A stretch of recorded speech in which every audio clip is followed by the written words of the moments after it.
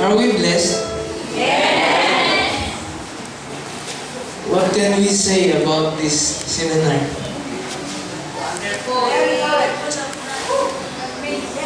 Bago natin sabihin yan, shall we give God all the glory? Amen!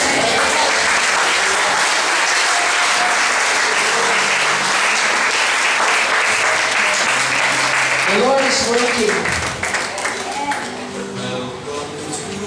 And lahat po tayo may natutunan, di ba? Amen! Amen.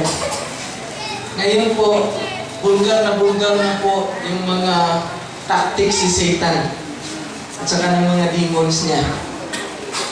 So, wala na siyang magagawa. Amen. Amen.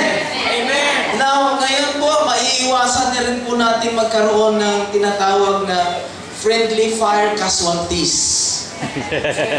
Ano yun? Yun bang armas mo ginamit mo pagpatay sa kasama mo? Maiiwasan natin yan. Hindi yan para sa kanila. Amen? Sinare ko kanina nung morning watch, yung binigay ng Panginoon na word sa akin habang ako'y nakikinig po. Sabi niya, this is an unfair battle. We are fighting an unfair battle. Hindi natin nakikita yung kaaway natin. On the other hand, he is using fairy darts. Tayo naman gumagamit ng sword. Short distance. Sa kanya, long range. Amen. Fairy darts. Pero the way I understood it, John 16:33, ano sabi niya? In this world you will have tribulations. But be of good cheer, I have overcome the world. Amen?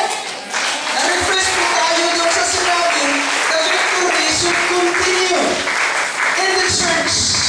Hindi po natin nahayaan dito sa ating mapuputol yung victory.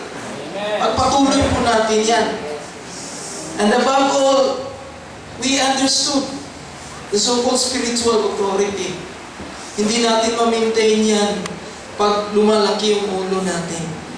Dapat itataas natin ang Panginoon sa lahat ng kapanalunan na binibigay niya sa atin.